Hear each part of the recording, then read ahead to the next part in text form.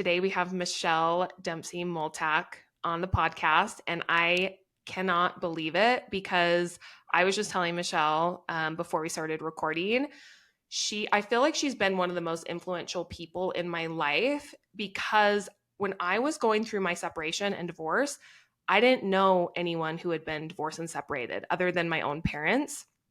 And so I didn't have anyone to really like bounce ideas off of or relate to. I really felt alone. And I think it was my coworker who was also going through something pretty similar to me that had recommended your page. And I think that's how I came across it. I listened to your book. It was right when it released and binged your podcast. And you just gave me the confidence that I could do it, that my life wasn't going to be over just because I got divorced. You gave me the confidence that like life was going to be okay. And I just can't say thank you enough for all of the work that you've done. I know that you're changing lives all over the world. And I'm just so excited to have you on the podcast. Well, I'm really happy to be here, and it's really nice to hear that because, I think when you get caught up in the work that you do, you don't actually realize that it's worth something. So it's really nice to hear that. I mean, I think that's exactly what my mission has been this whole time is kind of like asking people to have this perspective shift. Like, yeah, divorce sucks. Like nobody wants to go through it. Nobody gets married envisioning the day they sign their divorce papers. Nobody wants to share time with their kids. But ultimately, it's just a thing that happens and then you get a choice afterwards, right? Like you could sit around and be miserable divorced person and wallow in the pain of everything that went wrong and whatever your ex didn't do or should have done, or you're like, okay, I could start again now. Let me try that because that feels a lot better than living in pity for myself, right? Yeah, well, and I think that's so empowering for people that divorce doesn't have to be the end of your life. This is an opportunity for you to maybe move into who you've always wanted to be or who you're meant to be. It doesn't have to be this sad thing. And yes, it is, sad. No one gets married to get divorced and it's hard, but just kind of reframing your mind, I think that was really powerful for me. And so, yeah, well, okay. So first, before we get into like all the topics, I have to know how you're doing because I know that you recently got surgery and I Mm-hmm. see you on your Instagram stories and like your daughter just had a birthday party and it looked freaking epic. So you're not by any means slowing down. So I just have to know how you're doing. It's a little ridiculous. So I had my surgery on Wednesday the 10th to repair a torn ACL. I tore it skiing in Vail, which it was my own fault. I was on my 8th day of skiing. You're not supposed to ski more than 5 days without taking a break. My body was like basically begging to be injured at that point. It was a minor fall. I got up and kept skiing. I didn't even realize how bad the injury was until the next day. So I had surgery on a Wednesday. A week to the day, I hosted my stepdaughter's 17th birthday here. I had like 40 teenagers and like this Oh big, my like gosh. boho chic picnic in my backyard. 3 days after that, my daughter had her Taylor Swift sleepover. I had 14 kids here. A week after that, we celebrated the birthdays again with our families, and then this past weekend was my husband's birthday. So like I haven't stopped. I haven't stopped. Oh my gosh. However, I will tell you that I feel much better than I thought I would. I definitely, it's not easy every day, but most days are easier than I expected it to be. I'm sore, I'm swollen, I'm in physical therapy 2 hours a day, but I really thought I was going to be bedridden for a few weeks. So this is nice to have expected the worst and not have it happen. Yeah, that's what I had always thought about ACL surgery is that like you're in bed and I feel like Hmm. you always hear about like athletes getting it. And I mean skiing as a skier, like if you're skiing 8 days, like you're an athlete. But yeah, so I've just been really surprised just watching your journey. I'm like, oh my gosh, I would have never guessed that she just had surgery because she's just killing it. Yeah, thank you. I appreciate that. But I also attribute that to like, this is my fifth knee surgery, and I've had open heart surgery, and I've Oh, had oh my God. major reconstructive foot surgery. I have a metal plate in my foot after I had a car accident that I broke everything from the neck down. So I'm like, Oh my just an God. ACL, like what's the big Girl, deal? you are resilient. What? I know That it's a is little crazy. crazy. Yeah. Yeah, Yet I well, still ski, and I'm not going to stop. Okay, well, if you ever come to Utah, if you ever go to I Park love City, Utah. Utah, have you been before? I've never skied, but I've been to Park City. Actually, my Yeah. good friend Evelyn, I don't know if you know her, Hatch and Bloom, she got Yeah. married. Yes, her second wedding, her second marriage was in Park City in this like beautiful barn Oh, that was actually on Housewives of Salt Lake City for like an event that okay. Okay, you're a Lisa did with Housewives Vita fan Tequila. too? Yeah. Yay. Yes, yes. I I love could do a them. whole episode on Housewives, by the way. They're my favorite. But Yeah. I I feel love like where you me, you, live. and Aaron need to get together and talk about it. Hmm. Hmm. It's the majority of Yeah. our conversations at like 6 a.m. Yeah. Yeah. Okay, I guess we have to talk Well, about if you're divorce ever, then. yeah. Yeah. So let's go ahead and talk about divorce. So first, I just kind of want to know, like, how did you get into divorce coaching? Did you start that after you got divorced, or was that something you were doing before you got divorced? It was something that started after because I didn't realize how popular I would become talking about my divorce and writing about it publicly. So I was already growing my following as like a mommy influencer, like locally, and was writing for Scary Mommy and Parents and a bunch of other outlets. And when I got separated, I kind of pitched the idea of like, this is my life right now. There's not a lot of content out there about this. Can I write about single motherhood? Can I write about what it feels like to get divorced? And they were so open to that. And I started posting. And, at the time, there's like a billion accounts now about this type of stuff. At the time, there were really none. And I started posting about it, and people started like following and reaching out and asking questions. And in the beginning of 2020, I'm like, okay, I don't know how to answer a lot of these questions, but I was so flattered that people were looking to me for the answers.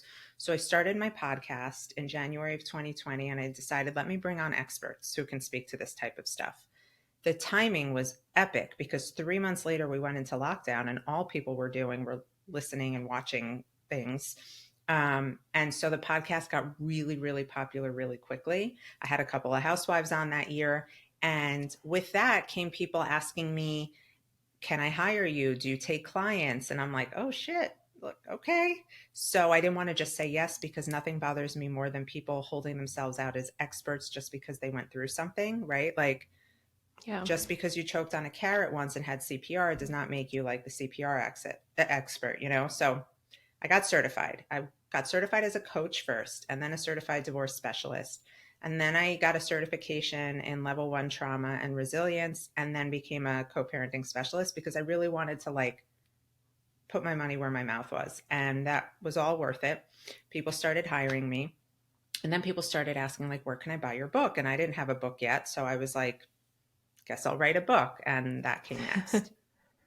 Yeah. Wow. That's amazing. And I kind of feel similar to because I've shared a lot about my divorce journey and separation. And then the number one DM comment, like question on my question box that I get is always related to divorce because Mm-hmm. people they need help. They want help. There's not a lot of content out there. There's not very many influencers that talk about their divorce because it's a sensitive thing. It involves someone else.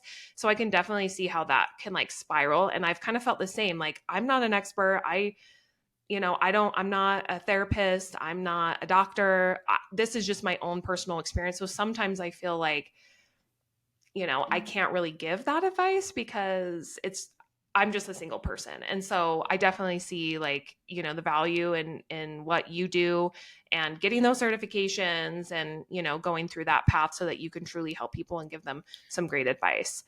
Yeah, and that's why I created my certification program because it was really frustrating to me to be getting all these clients who were like, "Oh, well, I worked with so and so, but the advice was horrible and my lawyer told me that like that was." And I'm like, Yeah. like there were so many people because coaching is really an unregulated industry. You don't need a license to coach.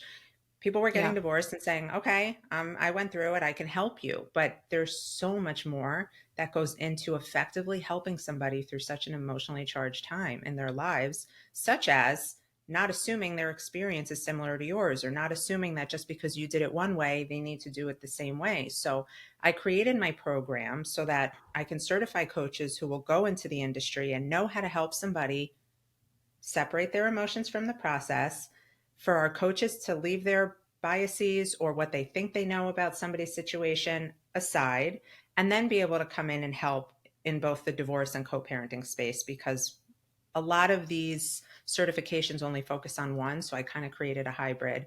And it's important that if you ask somebody for help, there's somebody who you trust and somebody who's not going to lead you towards more conflict, because that's what a lot of these Yeah. unlicensed people do, unfortunately. Yeah, well, and yeah, I totally agree, and I think people are just kind of desperate for that. And yeah, and everyone's situation is so different. Like I know a lot of people go through high conflict, have a high conflict co-parent. That was like the number one question that people asked in the question box yesterday, was just basically like advice on that. In your book, you have so much confidence in just your divorce and your separation. You didn't seem like you felt ashamed or anything like that. So I'm curious, what gave you the confidence after separation to just own your life? Truthfully, I've been through a lot of trauma, Caitlin. And I kind of felt like my mindset going into divorce was, and it was a little naive for sure, because I hadn't fully thought through co parenting, but my confidence came from me really believing like, I've been through worse. I really have. I've been through some horrible things, unfortunately. And fortunately, they've made me resilient and strong. I felt like if my mom was able to get divorced and thrive, my mom was an immigrant to this country, was left with nothing for another woman, and like fucking rose from the fire like a phoenix. I was like, I've got this. Like, this is nothing. And then, as you read about in my book, I was slightly humbled, if not shortly thereafter, when I realized, oh my God, I have to parent on my own. And worse, share a Yeah. child with somebody who doesn't like me right now very much, because the Yeah. decision to divorce was mine. But I think, overall, I had a lot of faith in the fact that, like, I knew I made the right choice for both of us, my ex and I, um, and that he, regardless of everything, is an amazing dad. And I knew that the dust would settle. Like, I knew all of these emotions were going to subside. I knew the legal process was designed to stir up tensions and emotions. I knew, I had faith that like things would get better. And at one point, I would have said we had a high conflict divorce. And that was like the biggest lie ever, because just because someone's mad and upset with you and sending you nasty texts or asking for more than they deserve in the divorce process, that doesn't make them high conflict. That makes them hurt. It makes their ego bruise, and it makes them act out emotionally. So I want to clarify that it usually takes two people to have a high conflict divorce. Somebody can be high conflict for sure, but that doesn't necessarily mean your divorce has to be, right? If you have some sense and you're logical and you don't show up to every battle you're invited to, you can keep conflict to a minimum. Just because someone wants to fight doesn't mean you have to. So I just like to make that clear, because sometimes we feel powerless to the high conflict person. And I learned very quickly that, like, A, this person reserves the right to feel however they want to feel about me. I left our marriage. B, just because he wants to fight with me doesn't mean I have to do that, right? And I have to actually approach the situation with empathy. Why is this person this upset, right? And so it completely shifted my view on what high conflict was. And it made me realize that I still have power in this, and my power is choosing not to engage in conflict. I appreciate you providing that clarification on what high conflict is, because I feel like a lot of people think, and probably myself included, that like if one person is high conflict or causing arguments, not respecting boundaries, then it is a high conflict divorce. So yeah, I appreciate that that clarification. Unfortunately, But high conflict and narcissist and gaslighting, like, these are all big buzzwords. So now we've decided that anyone who doesn't agree with us or has a different viewpoint or opinion is gaslighting. And now we think that just because someone's mad and is acting angry in the divorce process, they're high conflict. But guess what? Like, we're all angry and emotional the first couple of years. I tell everybody, yeah. like, instead of labeling your co parent or your ex, whatever you call them right now, recognize that, like, a label is meaningless. Everyone's going to handle things differently right now. And if you have some faith and give it a little time, it's going to get better. If you constantly respond and you fight with this person, it's not going to get better. It, kind of takes two. Yeah. So, what's the best way to handle that? So, let's say that you are the one who chose to leave the marriage and the other person is upset. And so, maybe they are high conflict or they're just upset. They're having a lot of emotions. They're not respecting your boundaries. They're kind of inundating you with text messages and calls, Mhm. those types of things. What's the best way to handle a situation like that? We've all been there. And the best way to handle that is by taking a step back and realizing that this person is entitled to their feelings. It's not your job. Like I remember in the beginning being like, no, that's not how it happened. And but like trying to Yeah. shift this person's perspective and change their narrative when they were very much entitled to their own. And so I lost so much time and energy trying to do that. And it only resulted in more conflict. So for me, it was a matter of like taking a step back and learning how to communicate in a way that would not just shut down the conflict, but like keep me kind of out of it, you know? And it comes down to breaking the marital cycle of codependency. You know, there's a style of communication you got used to in your marriage. Maybe you have always responded immediately because you're a people pleaser and you want to tell them what they want to hear, and then they're still mad and now it's going in circles and you're getting frustrated. I think it really comes down to, do I need to respond to this? Is responding to this going to change anything? Am I doing this because I care what they think about me? Am I doing this because I think it's going to stop the conflict? I think you really have to change your communication style with this person while acknowledging that your relationship is different now. So it requires a different communication style. Yeah. What would you do in a situation where someone is like maybe an ex is just calling you all the time? Would you try to set boundaries with trying to have a different way of communicating, like text message or something else? Do you have any advice for that? If they're, I mean, it depends why they're calling. If they're just calling to infringe on your time with the kids, to speak to the kids, or they're calling just because, like, give me more Just, context. yeah, I think just like if they're just calling just to call and just to talk, and maybe they're Yeah. calling outside of like the scheduled time with the kids. Yeah, I would. That's a simple, hey, I know you're really excited to talk to the kids. You know, as per the plan, you can call at 8 a.m. or 7 p.m. or whatever that is. If something comes up that's urgent, I'll definitely get in touch with you, though. Don't worry. And if that doesn't Okay. work and they don't stop, then you just stop answering. Okay. Just, You're not yeah, a bad just set parent the, if you, a bad co-parent if you, and they'll try and tell you that, right? Like, oh, some co-parent you are, you're not answering the phone and I want to talk to my right. kids. Well, good sir, that's why we have a parenting plan and that's why there are rules in place for us here. Yeah, yeah. Well, I want to talk more about your co-parenting journey because I think I remember you posted a reel or story recently where you talked about having to do transitions in the parking lot of Starbucks. Oh But my God. now your ex went on your ski trip with you and Hmm. your husband, right? So I Yeah. want to know everything about that. Like, what was the journey Caitlin, like? How did you get from point A to point B? I think I people don't know. struggle with this. They want to know. Can I tell you that if you would have told me 7 years ago that my ex and I would ever make eye contact again, let alone get on a plane together with his girlfriend and my husband and all take I would have told you you're nuts. Like they're Yeah. just, I was not going to be that co-parent. In fact, I had a friend who was already co-parenting amicably and I was so jealous. I met my husband who was co-parenting amicably. I was like, how could these people be so nice to each other? I didn't understand. But again, it took me realizing that I couldn't force my ex to feel any which way. I had to let him just go through his cycle of feelings. I had to accept that I deserved some of his anger.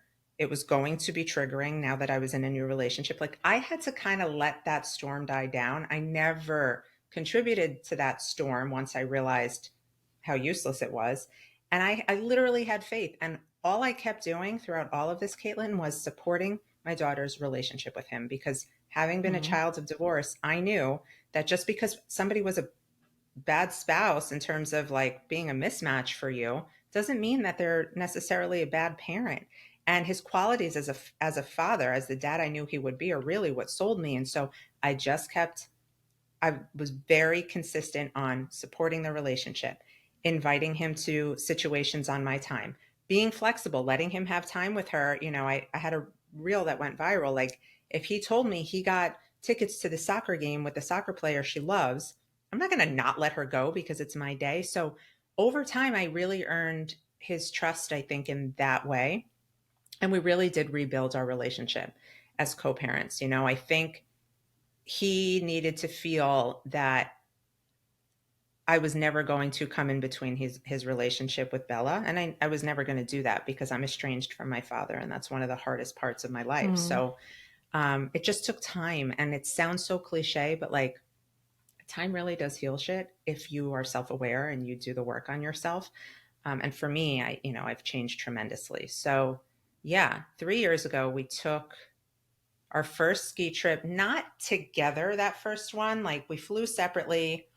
Um, we didn't like he was there for a couple of days. We stay out in Vail for 2 weeks in December. And so like he came for a couple of days, stayed in a hotel and saw Bella a little bit. The second year, we co-parented from there. Like our 223, he was in a hotel, we were in our home, and we Oh, kind of just like co-parented. We would meet every morning before ski school and like take her in together and pick her up together. We'd have, après ski drinks sometimes.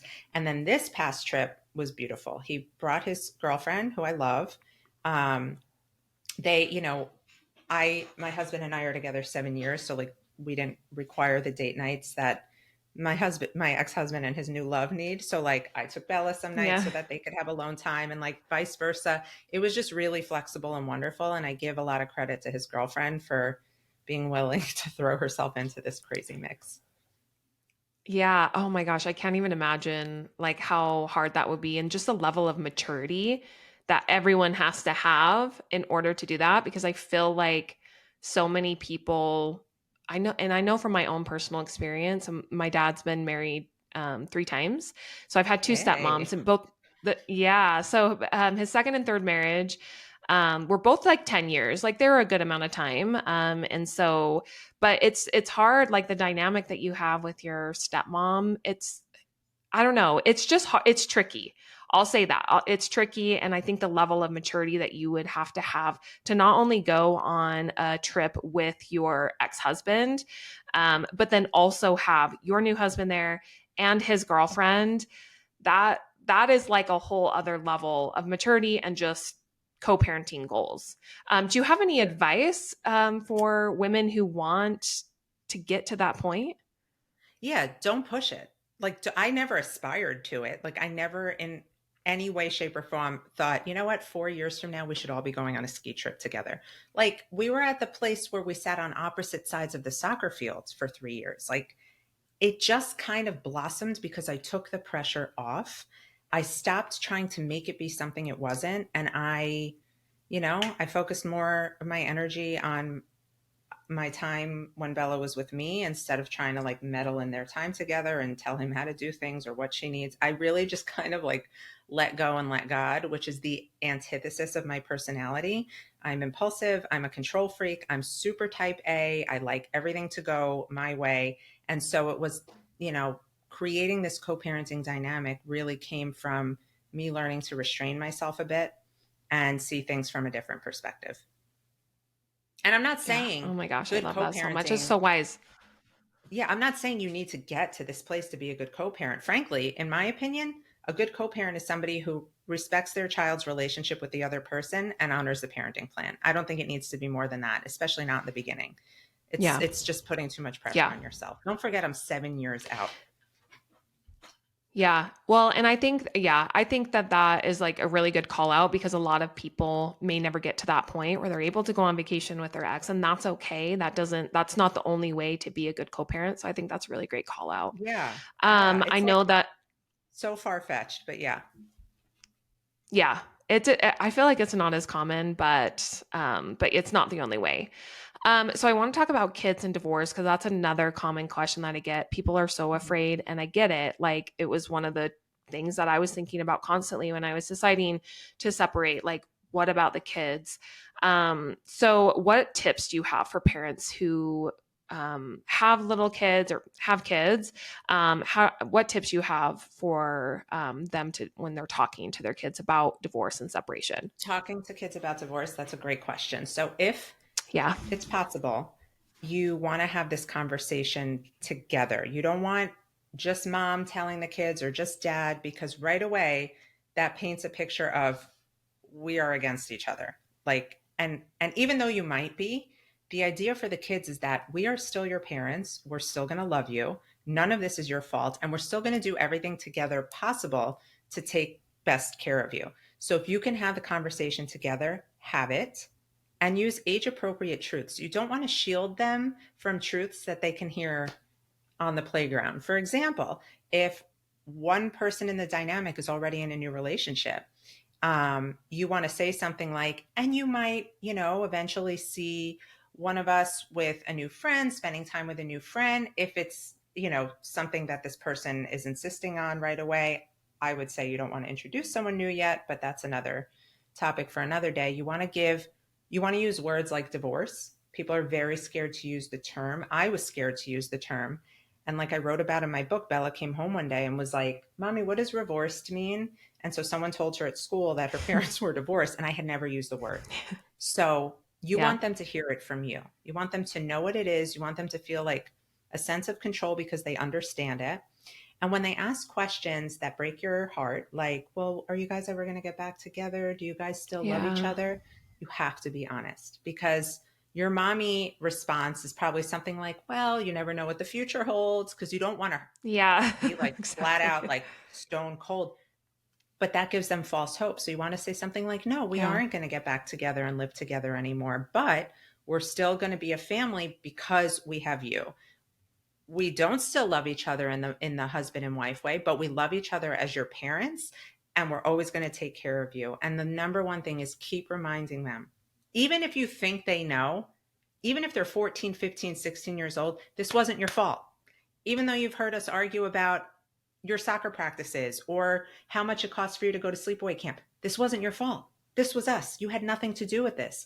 If you have daughters or sons who are really mature and responsible, it is not your job to take care of mommy. It's not your job to Yeah. take care of daddy. It's our job to take care of you, because this is how children become parentified. They feel responsible for their parents' feelings because they believe if they take care of their parents will hurt less. And it is the most Mm. damaging thing for a child.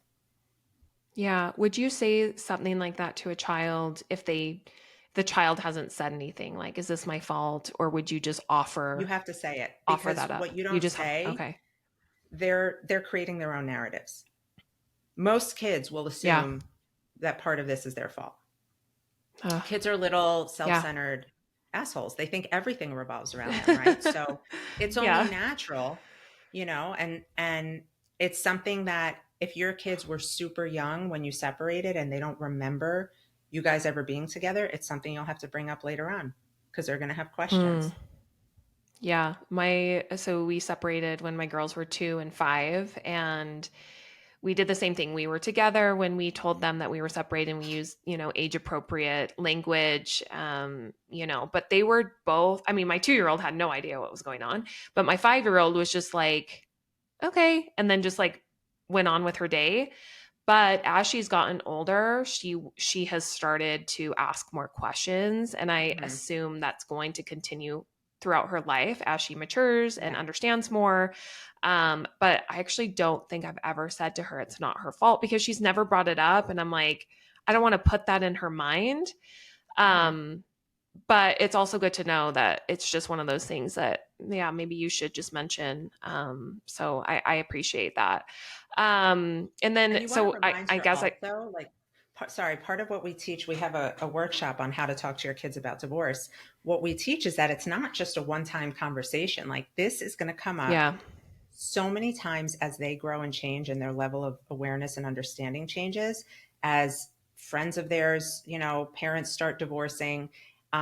My daughter was also 2 when I split, so she doesn't have any memory of us being together. And people sometimes think, okay, it's better that way. But she went through a phase of like kind of mourning what she didn't get to experience. And so I was very Yeah. honest with her. I showed her pictures. She saw me in a wedding dress with her dad. She was like, ew, okay, I get it. Like she thought it was the weirdest thing, but she needed to see that. And she needed to know that like she came from love. So the conversation will Yeah. continue. And there's so much you need to prepare yourself for in terms of like telling them there's a new partner, or a new baby's Yeah. on the way, or someone's moving. These are very delicate conversations to have. Yeah. Speaking of partners, do you have any advice? One of the questions that I got on Instagram was like, what type of advice do you have for someone in introducing your child to their fiance? It sounds like it's their fiance. Do you have any tips on that? Yes, first things first. If you have a strong attachment to your child, they likely like to please you. So they may tell you they love this person and you're going to be so excited. You're going to want to start doing everything as a family because you think that family feel is what they really need. No. They're going to tell you they love this person because they don't want to disappoint you, and then they're going to start to shit their little pants wondering, "Oh my god, is mommy still going to be able to tuck me in at night? Is mommy still going to be able to come to school and volunteer?" Their worlds are going to be shaken again. Even if they like the person, even if there's a genuine connection, the best thing you can do is remind them that they will still come first, and show them that by not including this person in everything you do right off the bat. When Spencer and I introduced the kids to each other, we like very slowly worked up to this blended family. He would always invite me out with him and his daughter, and she was older. She was 10 at the time, and I knew how I felt at that age when my dad had a girlfriend, and I would say, "No, Yeah. you need to spend this time alone with her. Same. She needs that. She needs that from you." And I waited until she would say, "Dad, can you please invite Michelle?" And the same for Bella. Like, even now, 7 years later, she's obsessed with Spencer. She's always had him in her life as far as she can remember. And I still, like, every weekend that's mine, we'll do something just the two of us. I remind her all the time that I love her more than everyone else in this house because she needs to hear that. And so Yeah. don't assume you need to go from 0 to 60 because your kids miss a family. What kids really need after divorce is to know that nothing is going to shake your relationship or challenge it. So you have to prove that with your actions. Yeah, I love that so much. That's so insightful. And I love how you talk about like what it's like to be a step parent because I know that there's women out there too that are stepmoms and they don't really know how to approach, the child of their, potential partner or their boyfriend, whatever. And so I think that's really helpful too. So I want to get to a couple of these questions. Yeah. We got a lot of questions through Instagram. People are really interested. And so one of the questions I got is in your experience, how did you know it was time to divorce, or what advice do you have for women in deciding if it's ready to go? Yeah. I think if you're already questioning, it's you're probably done. Um, the average woman I read somewhere recently spends 4 years contemplating. And so that's why very often we see Mm. women leave marriages and they're like doing amazing because they mourned and they grieved Yeah. so much already in the marriage. Like, women don't make this decision impulsively at all. So I would say to you, if you know that you've tried everything, even if you know the marriage is done, but you haven't been to counseling, go to counseling so you can lay your head down on your pillow at night and know in your heart of hearts that you gave it a fighting shot inside and out, upside down, because you don't want to have regret. And the other thing that happens is, like, you're going to feel really ready, but you won't know how to pull the trigger. Just like when you know you're in love with somebody, this moment comes over you and you're like, okay, now's when I need to end it. Like, you just kind of, it's Yeah. like this otherworldly force that came for me, at least. I was contemplating a long time. And then I was like, I woke up one day, I'm like, yep, this is the time. So make Yeah. sure you've done all the work that you could have done to try and fix it. Try and drag them to counseling. If they refuse, then there's your answer. And if they do want to go to counseling and you realize in counseling it's still not going to work, that's a great place to end it because you have a neutral third party to do that with. Oh, I love that. That's actually a really good idea because it's obviously there's a lot of feelings that happen when that conversation comes. Perfect. And then another question that a lot of women asked was like, where do you start? Like, what are like maybe like the first like couple of steps that you take? Let's say that you told your partner you want to get divorced, maybe they've moved out, then what? Then you want to determine what kind of divorce process you really want to have, because it doesn't need to be the traditional, like, we each lawyer up and we go at it. You don't need a shark attorney. The stronger and bigger of a fighter your divorce is, the uglier your divorce will be. The uglier the divorce is, the worse the co-parenting relationship and the worse the effects on the children. So take a step back, right? if this person is not hiding money in a third world country and they're pretty reasonable and you just have like average assets to split and you both know you want to share parenting, ask yourself, do we need like a litigation process here, or can we do this collaboratively? Can we have two lawyers that work together? Can we just mediate? So educate yourselves on the process. um, don't necessarily rush to file because you think getting divorced is going to change things. Like, just like marriage, it's a signature on a piece of paper. It's the emotional work that needs to be done to really divorce you. So make sure you have good support, whether it's a therapist or a coach or both. That's really helpful as you start the legal process, because it's going to help you separate your emotions from the process. So you won't make emotionally charged decisions that will affect your children later on. You want to make decisions that have their best interests at heart. That's hard to do if you don't have somebody helping you sort of like see the forest for the trees type of thing.